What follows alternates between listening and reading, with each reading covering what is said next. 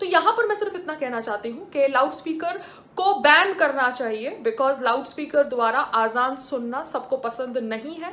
ये loud speaker जो मस्जिद में लगे हुए हैं, बिकॉज हम सेक्युलर भारत में रहते हैं, उनका बैन होना बहुत ज़्यादा ज़रूरी है। बिकॉज ये कोई त्योहार नहीं है, ये कोई 2-3 दिन का इवेंट नहीं है, ये 365 डेज की रूटीन है।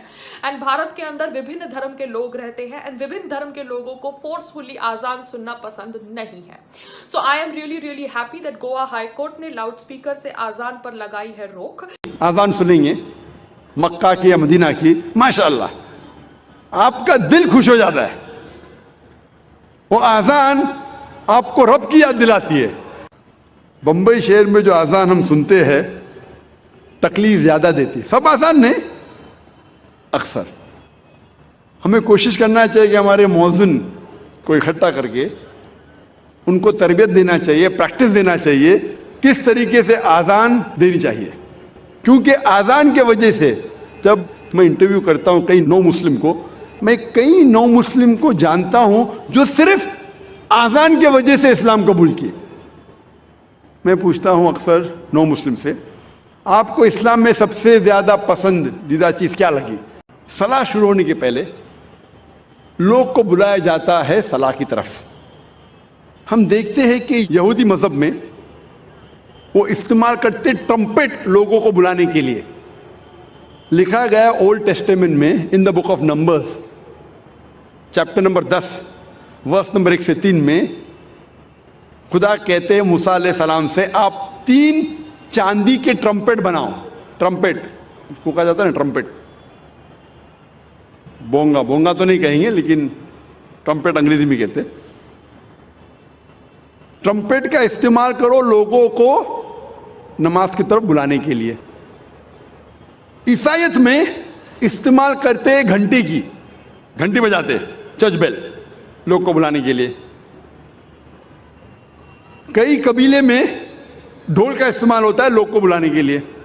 इस्लाम में इस्तेमाल होती है इंसान की आवाज, और इंसान की आवाज ये जितने आला है इनसे कहीं बेहतर है और सुरीली है।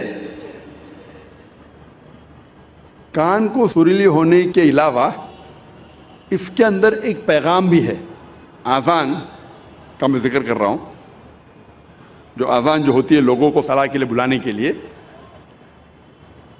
आवाज़ सुरीली होने के अलावा ये अफसोस की बात है कि बम्बई शहर में जो मस्जिदों में आज़ान होती है, अफसोस की बात है अक्सर ये आज़ान सुरीली नहीं होती, कान को तकलीफ ज़्यादा देती है। रहनुमाई के बदले तकलीफ ज़्यादा देती है। आप अगर हरमैन की आज़ान सुनेंगे मक्का की या मदीना की, माशाअल्लाह आपका दिल खुश हो जाता है। वो आज़ान आपको रब की याद दिलाती है। बंबई शहर में जो आज़ान हम सुनते हैं तकलीफ ज़्यादा देती है। सब आज़ान नहीं, अक्सर हमें कोशिश करना चाहिए कि हमारे मौज़िन को इकट्ठा करके उनको तरबियत देना चाहिए, प्रैक्टिस देना चाहिए, किस तरीके से आज़ान देनी चाहिए। क्योंकि आज़ान के वजह से जब मैं इंटरव्यू करता हूँ कई नौ मुस्लिम को, मैं कई नौ मुस्लिम को जानता हूँ जो सिर्फ आज़ान के वजह से इस्लाम कबूल किए। मैं पूछता हूँ अक्सर नौ मुस्लिम से, आपको इस्लाम में सबसे ज़्यादा पसंदीदा चीज़ क्या लगी?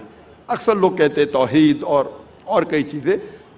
कुछ लोगों ने मुझसे कहा वो आज़ान इतनी अच्छी है कि जब भी आज़ान सुनता हूँ मैं, दिल मेरा बाग बाग हो जाता है, दिल खुश हो जाता है। तो हमें कोशिश करना चाहिए कि हमारे मौज़िन जो है इस शहर में उनकी तरबियत करें कि किस तरीके से सही आज़ान देना चाहिए।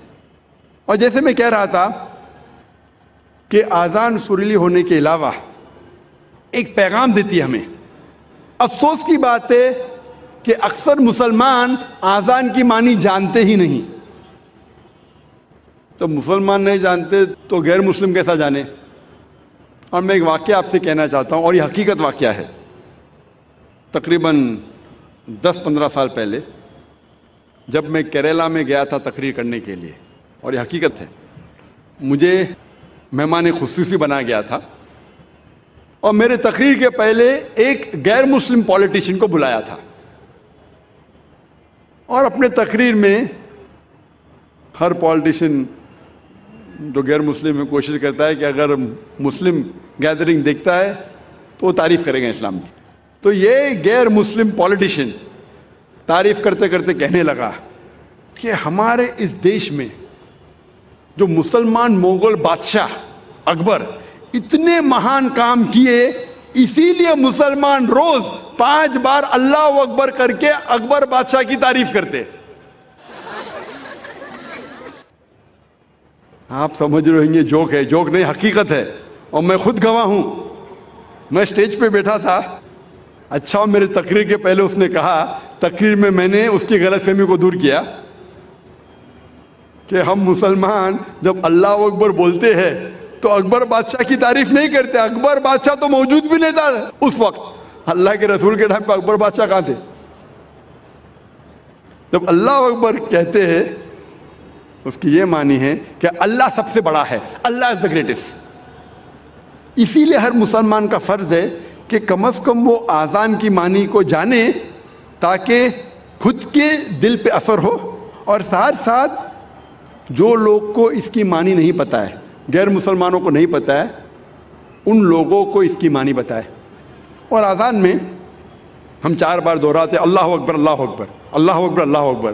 اللہ سب سے بڑا ہے، اللہ سب سے بڑا ہے، اللہ سب سے بڑا ہے، اللہ سب سے بڑا ہے. اشہد ان لا الہ الا اللہ، میں گواہی دیتا ہوں اللہ کے علاوہ کوئی معبود نہیں. میں گواہی دیتا ہوں کہ اللہ کے علاوہ کوئی معبود نہیں. اشہد ان محمد رسول اللہ، میں گواہی دیتا ہوں کہ محمد صلی اللہ علیہ وسلم اللہ سبحانہ تعالیٰ کے رسول ہے. میں گواہی دیتا ہوں کہ محمد صلی اللہ علیہ وسلم اللہ کے رسول ہے. حی علی الصلاح، حی علی الصلاح، آؤ صلاح کی طرف، آؤ صلاح کی طرف. حی علی الفلاح، حی علی الفلاح، آؤ فلاح کی طرف، آؤ فلاح کی طرف، آؤ کامیابی کی طرف، آؤ کامیابی کی طرف، آؤ اچھے کام کی طرف، اچھے کام کی طرف. اللہ اکبر اللہ اکبر. اللہ سب سے بڑا ہے، اللہ سب سے بڑا ہے. جب ہم آذان کی معنی کو جانیں گے پھر ہمارے دل پہ آذان کا اثر اور گہرا پڑے گا. صرف عربی نہیں جاننے کے باوجود پڑھتا ہے الحمدللہ ثم الحمدللہ، لیکن اگر اس کی معنی جانے تو انشاءاللہ یہ اور گہرا اثر کرے گا آپ کے دل پر اور آپ کے دماغ پر.